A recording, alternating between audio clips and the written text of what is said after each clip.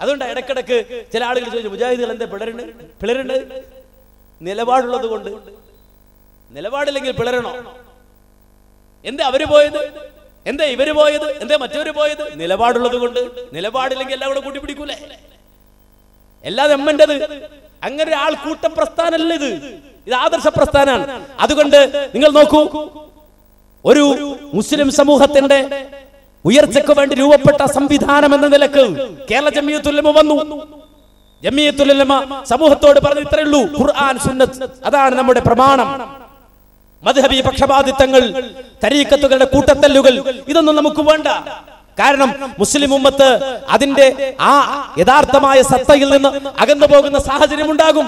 ഖുർആനും സുന്നത്തും മുന്നിൽ വെച്ച് പ്രമാണബദ്ധമായി സലഫുകളുടെ ആ നിലപാടനുസരിച്ചുകൊണ്ട് നമ്മുടെ നിലപാടുകൾ സ്വീകരിക്കണമെന്ന് പറഞ്ഞപ്പോ അതിനോട് വിയോജിപ്പുള്ള ആളുകൾ അവർ പറഞ്ഞു, ഞങ്ങൾക്കത് പറ്റൂല. എങ്കിൽ നിങ്ങൾക്ക് വേണ്ടി ഞങ്ങളുടെ ആദർശം മാറ്റാന്നാണോ? അല്ല, അവർ പോയി. അതാണ് സമസ്ത കേരള ജമിയത്തുൽ ഉലമയായത്. പിന്നീട് 40കളിലാണ് നമുക്കറിയാം നമ്മുടെ നാട്ടിൽ മൗദൂദിയൻ ചിന്താഗതികൾ കടന്നു വരുന്നത്. ആ മൗദൂദിയൻ ചിന്താഗതികൾ പ്രസരിപ്പിക്കപ്പെട്ടത് എവിടെയാണ്? മുജാഹിദ് പ്രസ്ഥാനത്തിന്റെ അറബി കോളേജുകളിൽ. ആ അറബി കോളേജുകൾ പഠിക്കുന്ന വിദ്യാർത്ഥികൾക്കിടയിൽ പത്താംകോട്ടിൽ പോയി പഠിച്ചു വന്ന ഹാജി സാഹിബിന്റെ സിദ്ധാന്തങ്ങൾ പ്രചരിപ്പിക്കപ്പെട്ടപ്പോ സ്വാഭാവികമായും മുജാഹിദ് പ്രസ്ഥാനം അളന്നു നോക്കി, ഖുർആനാകുന്ന സുന്നത്താകുന്ന ആ തുലാസിൽ വെച്ച് ഇത് അളന്നു നോക്കുമ്പോ ഇതിൽ കൊള്ളുന്നതല്ല എന്ന് കണ്ടപ്പോ സ്വാഭാവികമായും പറഞ്ഞു, ഇത് പറ്റൂല. അങ്ങനെയാണ് കെ സി അബ്ദുള്ള മൗലവിയെ പോലെ, ടി കെ അബ്ദുള്ള സാഹിബിനെ പോലെ ഉള്ള ആളുകൾ അവർ പോയത്. ജമാഅത്തെ ഇസ്ലാമിയായി വേറെ പോയത്, അവർ വേറെ പ്രസ്ഥാനമായി മാറിയത്, അവർ വേറെ സംഘടന ഉണ്ടാക്കിയത് അല്ലേ? അതെവിടുന്നാ പോയത്? ഈ അളവുകോൽ കൊണ്ടത് സ്വീകാര്യമല്ല എന്ന് കണ്ടപ്പോ വേറെ പോയി.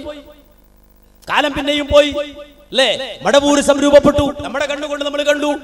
ജിന്നുവാദം രൂപപ്പെട്ടു, നമ്മുടെ കണ്ണുകൊണ്ട് നമ്മൾ കണ്ടു. ഇവിടെയെല്ലാം ഒരളവുകോല് കൊണ്ടൊരു വര മുജാഹിദ് പ്രസ്ഥാനം വരച്ചിട്ടുണ്ട്. അതെന്താ? ഖുർആനിന്റെയും സുന്നത്തിന്റെയും അളവുകോല് കൊണ്ടൊരു വര. അതിന്റെ ഉള്ളിലുള്ളത് ഈ പ്രസ്ഥാനം സ്വീകരിക്കുകയും അതിന്റെ പുറത്തുള്ളത് പുറത്തേക്ക് തള്ളുകയും ചെയ്യും,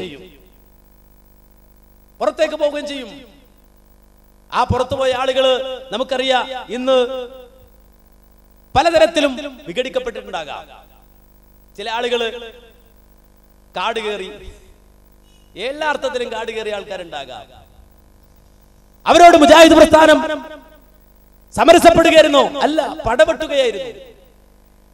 പടപെട്ടുകയായിരുന്നു ഈ കാലം അത്രയും അല്ലേ? അവരുടെ ആദർശത്തിനെതിരെ, അവരുടെ നിലപാടുകൾക്കെതിരെ സംസാരിക്കുകയായിരുന്നു. മാത്രമല്ല, ലോകത്ത് രൂപപ്പെട്ടു വന്ന മുസ്ലിം സമൂഹത്തിന്റെ ഈ ഉയർച്ച, വളർച്ച സലഫിയത്തിലൂടെ സാധ്യമാകുന്നുവെന്ന് കണ്ടപ്പോ സ്വാഭാവികമായും ഈ മുന്നേറ്റത്തെ തകർക്കുവാൻ വേണ്ടി ആഗോളാടിസ്ഥാനത്തിൽ തന്നെ നടന്ന തന്ത്രങ്ങൾ, ആ തന്ത്രങ്ങളുടെ ഭാഗമായിക്കൊണ്ട് നമുക്ക് മനസ്സിലാക്കാൻ കഴിയും, സലഫി ലേബലിട്ടിച്ചുകൊണ്ട് സലഫി വിരുദ്ധ കാഴ്ചപ്പാടുകൾ പുറപ്പെടുവിക്കുവാൻ, സമൂഹത്തിൽ എത്തിക്കുവാൻ വേണ്ടിയുള്ള ശ്രമങ്ങൾ നടന്നു.